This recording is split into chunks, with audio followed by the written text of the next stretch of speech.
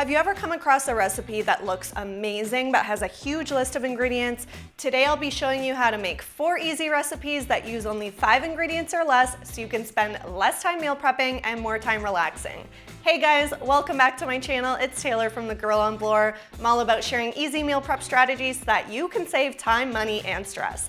You don't need a bunch of complicated ingredients to make a delicious dish. There are tons of options out there that are super simple and make meal prep a breeze. Today I'm going to show you how to make 4 different recipes using just 5 easy ingredients. We'll be making my go-to egg white frittata, a yummy caprese quinoa salad, sheet pan pesto chicken, and crock pot chicken teriyaki. These recipes come together super fast and you probably already have most of the ingredients in your fridge or pantry. If you're looking for even more meal prep inspiration and an actual plan to help get you started, I've got lots of easy, simple recipes like these in my free 4-week meal plan, which I've linked to in the description below. Download yours now to make meal prep a breeze. Okay, let's get started. First up, we're going to make one of my go-to meal prep breakfasts, which is this delicious egg white frittata. It's a high protein option and a lifesaver if you're not a morning person. Personally, I hate cooking in the AM. All you need for this recipe are egg whites, a red pepper, baby spinach, olive oil, and salt and pepper. To start, preheat the oven to 400 degrees and prep your ingredients. Dice up 1 red pepper and chop up 1 cup of baby spinach. This recipe is a great way to use up any veggies you have lying around in the fridge, so you can substitute the red pepper and spinach for cherry tomatoes or kale, for example. And technically the salt and pepper don't count as ingredients, so you could even throw some cheese in there and still hit the 5 ingredient count. Once your ingredients are ready, grease a baking dish with 2 tablespoons of olive oil. It's best to use a cake pan or a square glass baking dish. Make sure you grease the sides really well so your frittata doesn't stick to the pan. Add 1 500 milliliter carton of egg whites and your red pepper, the baby spinach, half a teaspoon of salt, and half a teaspoon of pepper to the greased pan, and stir everything together gently with a fork. Stick the dish in the preheated oven and cook for 30 to 35 minutes. If you want to avoid any grease dripping down into the oven while the egg whites rise, you can place the dish on a parchment-lined baking sheet.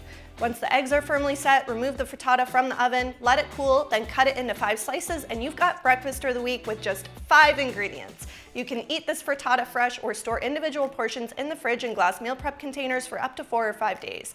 Eat it cold or warm it up in the microwave for 1 to 2 minutes. I like sprinkling a bit of fresh cheese on top before reheating. You could also freeze individual servings of the frittata in airtight glass containers for up to 3 months. When you're ready to enjoy again, let it thaw in the fridge overnight, then reheat for 1 to 2 minutes in the microwave.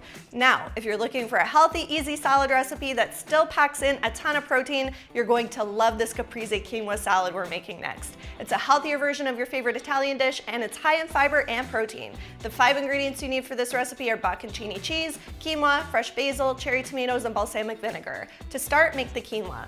You can use white, black, or red quinoa. Each has a slightly different flavor, but I find that white quinoa is the best choice for cold salads like this one, and it retains its texture really well, so it's ideal for meal prep. Add 1 cup of quinoa, 2 cups of water, and half a teaspoon of salt to a pot on the stove or to a rice cooker. Cook until the water absorbs, which will take about 15 minutes, then set aside and let it cool for at least 30 minutes. While the quinoa is cooling, you can prep your other ingredients. Slice 1 cup of cherry tomatoes and 1 cup of bocconcini cheese in half. You'll also rip up 1 cup of fresh basil leaves. Once the quinoa is cooled, mix in the cherry tomatoes, bocconcini, basil, and then 2 tablespoons of balsamic vinegar. Season to taste with some salt and pepper, then toss well to combine. Now you're ready to serve and enjoy. This is a light but filling dish that you can serve on its own for meal prep, or you can serve it as a side salad with another protein source. It'll last in the fridge for up to 5 days and is typically eaten cold, so you don't have to worry about reheating it either. You can freeze the cooked quinoa by itself for up to 3 months in freezer bags or airtight glass containers, so it's perfect for making ahead or saving for another time that you'd like to enjoy this recipe while cutting back on the prep. Just thaw the quinoa in the fridge for 24 hours when you're ready to use it, then mix in your fresh toppings and enjoy. Okay, moving on to recipe number 3. Next up, we're going to make baked pesto chicken. This is one of the easiest ever dinner recipes that could double as your weekly lunch prep. All you need is chicken, pesto, and your veggies of choice. Plus, it's all made on 1 sheet pan for minimal cleanup.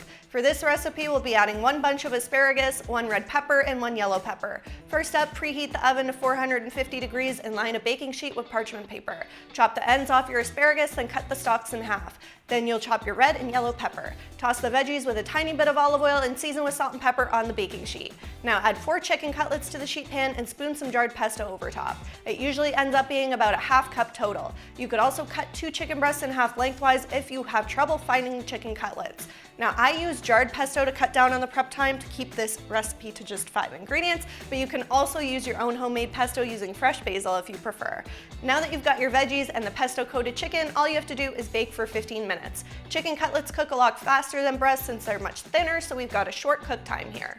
Once the chicken is fully cooked, remove the sheet pan from the oven, sprinkle with a bit of grated Parmesan cheese if you'd like, and enjoy. This is one of my favorite weeknight recipes when I need something fast and delicious, and it comes together in less than 30 minutes. It's great for meal prep and will last in the fridge for up to 4 or 5 days in glass meal prep containers. Sprinkle some water over top so the chicken doesn't dry out, and then you can reheat it in the microwave for 2 minutes. You can also freeze the cooked chicken sans the veggies, or you can freeze the chicken in pesto before you bake it.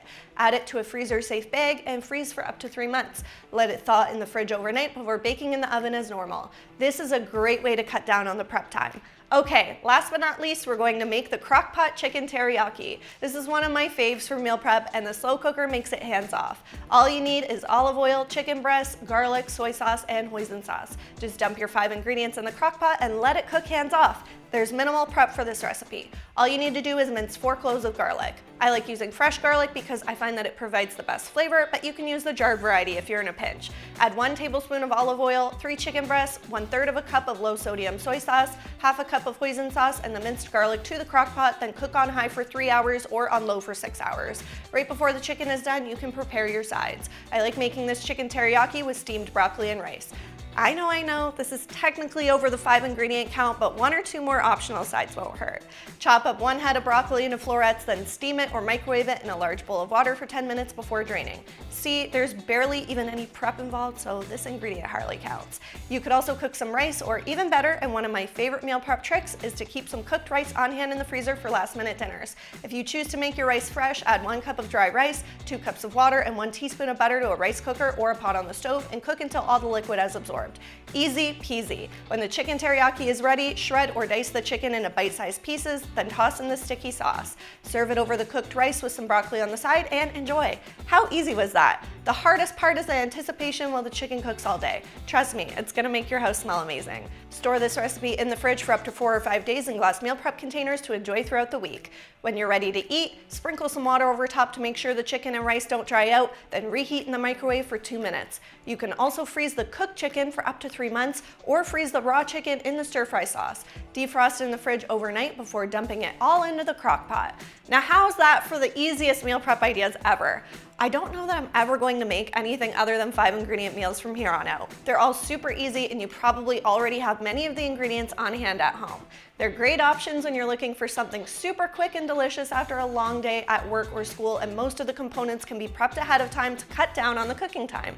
Now, if you're loving all of these 5 ingredient meals, I've got even more easy, healthy recipes to choose from in my free 4-week meal plan, which I've linked to in the description below. Go get your copy so you can level up your meal prep game this year. If you enjoyed this video, make sure to give it a thumbs up, subscribe to my channel, and tag me in all your meal prep pics on Instagram at @thegirlonblore. I love seeing what you whip up, and I share every single photo that I'm tagged in. Okay, as usual, I've got a lot of eating to do. Thanks for hanging out in my kitchen today, and I will see you in the next video.